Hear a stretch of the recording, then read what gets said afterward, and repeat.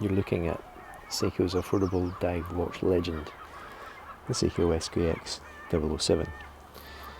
And this is the story of my SKX 007 and whether it's still relevant in 2021, 5 years after I bought it.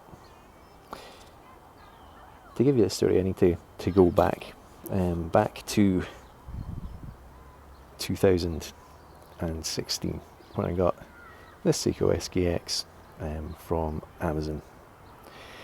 And at the time, it cost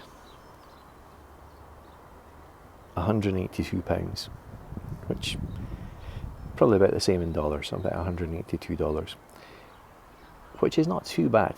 That's okay for an SKX. You can, or at that time you could, get them a bit cheaper if you were buying from certain marketplaces. Yeah, you definitely could.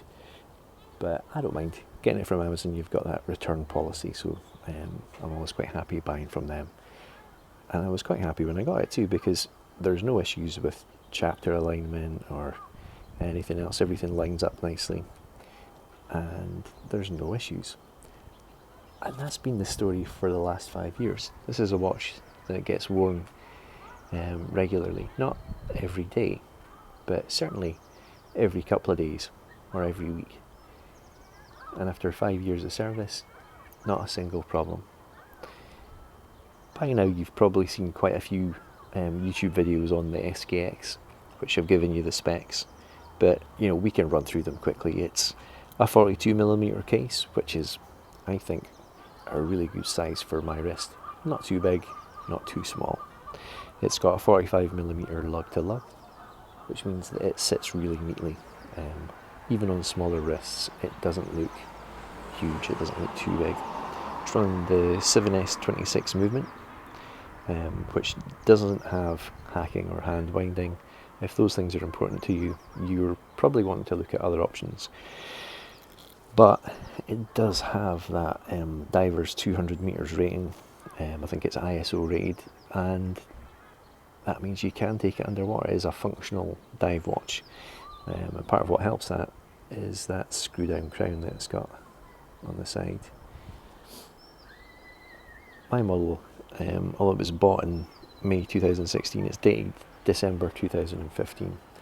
So at the time of shooting this video, it's over 5 years old without no problems. Has it changed since I first bought it? Yeah, it has.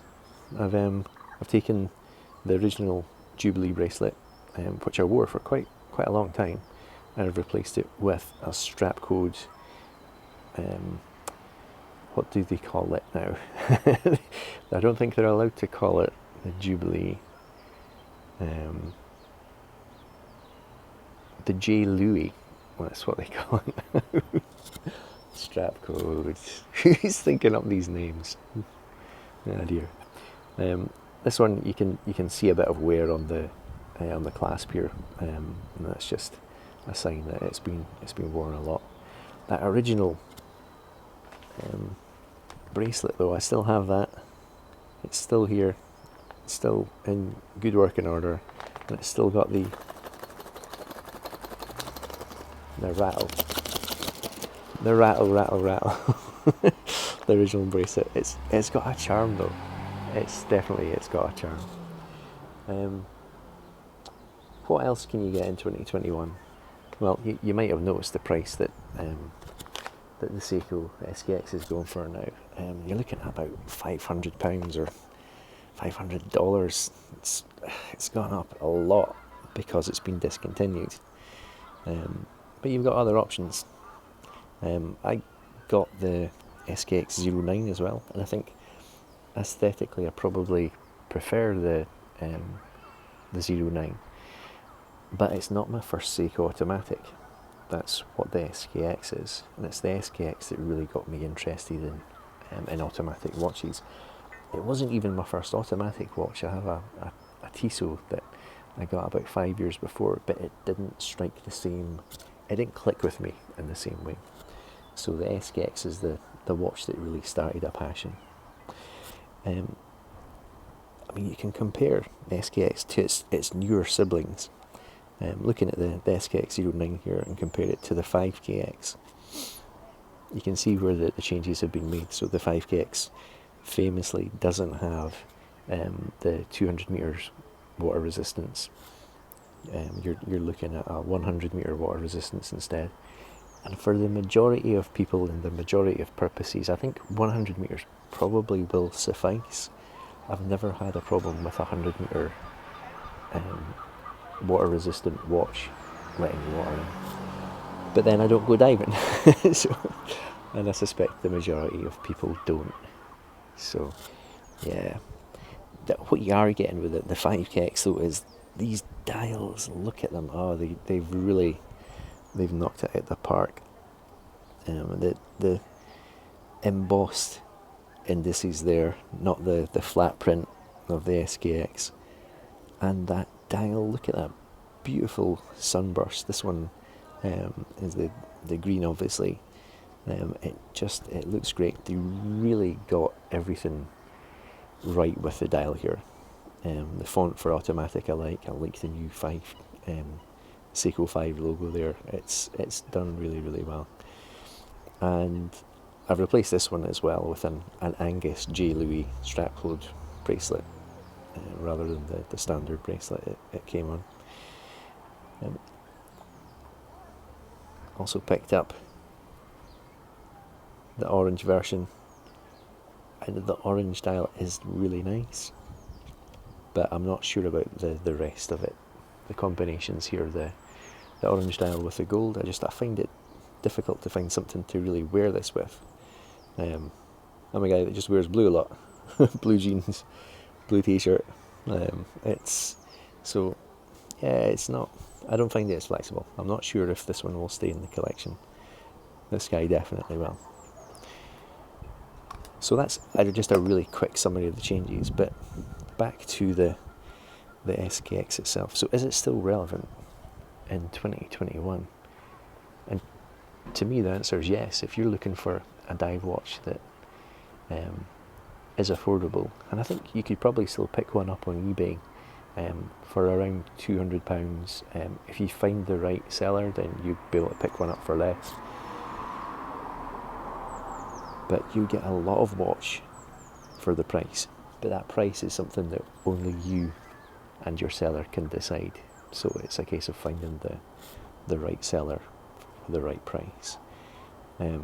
Everything else about the watch I'm just completely happy with. I think it goes with pretty much anything. There's nothing that you can't wear it with. It's rugged. The case is just really well finished. The dial itself is nice. The chapter ring, as long as you get one that's aligned, is nice. Just no issues at all. To me, it's an icon, and it's one that is never going to leave my collection.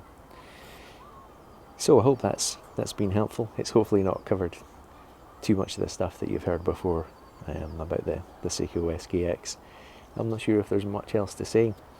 I hope Seiko do something with the SKX now, and they don't just let it die.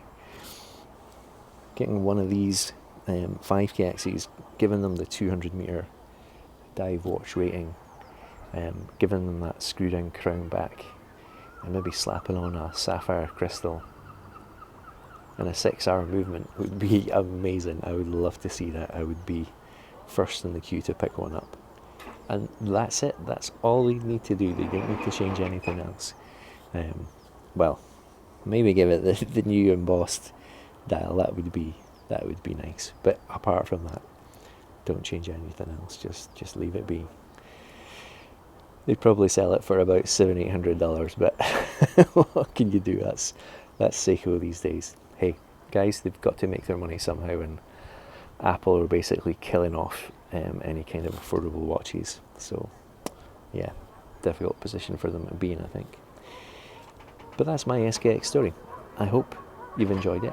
I want to hear your SKX story, so tell me what you think in the comments and what your experience with SKX has been.